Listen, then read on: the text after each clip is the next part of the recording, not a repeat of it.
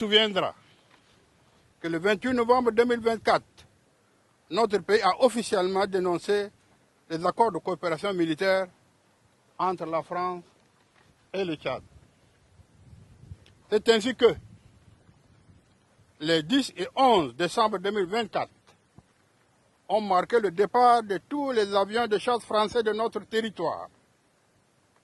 Aussi, le 20 décembre 2024 a eu lieu à partir de N'Djamena un début de retrait des troupes combattantes avec une quantité importante de matériel.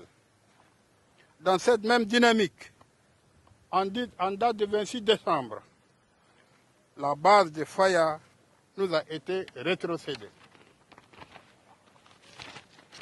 Aujourd'hui, 11 janvier 2025, marque également la rétrocession de la base d'Abéché. Cette phase considérée comme importante indique déjà la ligne droite menant au désengagement définitif et total de cette armée de notre pays. Nous constatons avec satisfaction que le calendrier établi entre la sous-commission technique et le commandement des forces françaises est respecté.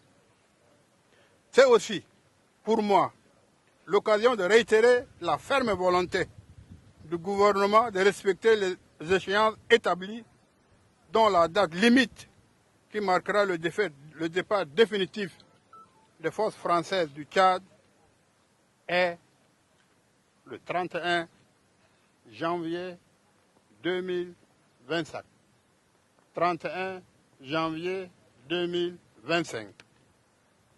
Cette date est impérative.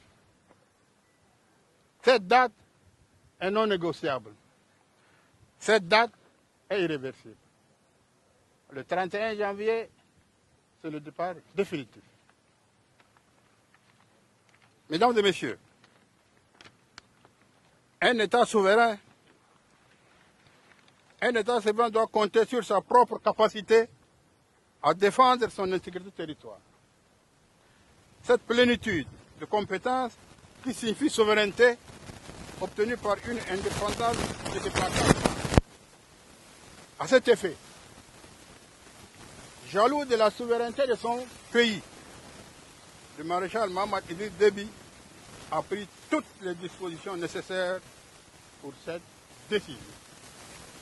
Enfin, j'exhorte les forces de défense et de sécurité à rester vigilants pour faire face à toute menace, d'où qu'elle vienne. Vive les forces armées nationales tchadiennes pour que vive le Tchad. Je vous remercie. Officiers, sous-officiers, militaires du rang des forces françaises, nous sommes réunis aujourd'hui pour marquer un moment historique. Le départ des forces.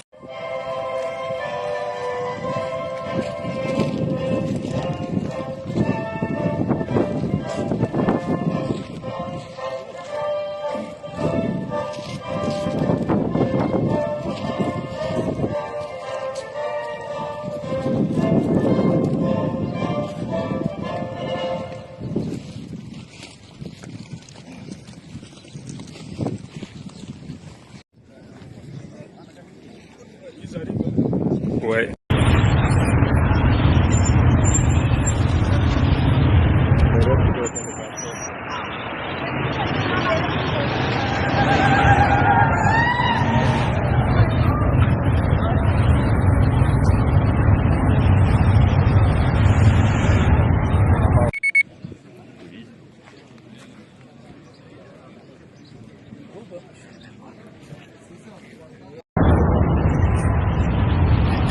Eh Bédi, Laisse-le, il veut sortir à la télé.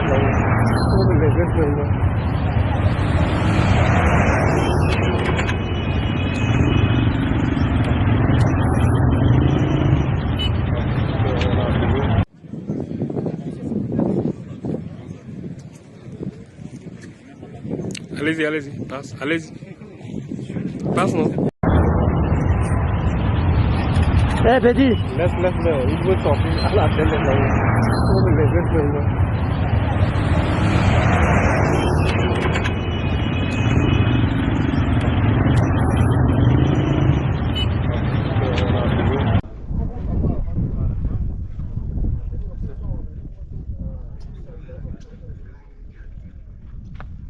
Fatigue, ça va? Les avions militaires français dans les années 30, parfois tragiquement, comme ce avril 1936, où un process s'écrasa à l'atterrissage. Durant la Seconde Guerre mondiale, le terrain d'Abéché fut un point d'appui des forces françaises libres, qui comptaient parmi elles de nombreux héros tchadiens, et du groupe de bombardement Bretagne, créé au Tchad en 1942. Abéché fut également un verrou stratégique pour stopper les progressions des groupes rebelles ou des armées libyennes lors des opérations Taco et Épervier. C'est d'ailleurs dans le cadre d'Épervier que le capitaine Michel Crossy tomba aux commandes de son Jaguar pour défendre le Tchad, près de Torodoum, le 25 janvier 1984. Son sacrifice et son nom, donné au camp français d'Abéché, comme celui du sergent-chef Hadji Kosei à la base aérienne de N'Djamena, témoignent des liens de sang qui unissent nos deux pays. Cet instant que nous vivons aujourd'hui, empreint d'émotion et de solennité, est bien plus qu'un simple retrait militaire. Il incarne le succès d'un partenariat fondé sur la solidarité, l'engagement et le respect mutuel. Depuis l'indépendance du Tchad, il y a plus de 60 ans, nos deux nations se sont soutenues dans des contextes difficiles, marqués par des défis sécuritaires et humanitaires. L'histoire de la coopération à Abéché, c'est avant tout une histoire de partage et de solidarité. En dépit des épreuves, nos forces armées ont travaillé sans relâche aux côtés des autorités tchadiennes pour sécuriser la région, lutter contre le terrorisme et soutenir le développement du Wadaï. L'un des exemples les plus marquants de cette coopération a été l'aide médicale apportée aux habitants d'Abéché et des environs, adossée à de nombreuses évacuations par voie aérienne. Les forces armées françaises ont mis en place des dispositifs de soins d'urgence, en particulier pour les plus vulnérables, les enfants, les femmes et les personnes âgées. Cette solidarité a permis de sauver des vies, de soulager des souffrances et d'améliorer un accès aux soins aux habitants. Cette coopération ne s'est pas limitée aux soins médicaux. En étroite collaboration avec les autorités locales, les forces françaises ont également soutenu de nombreux projets d'infrastructure, contribuant ainsi à l'amélioration des conditions de vie de la population.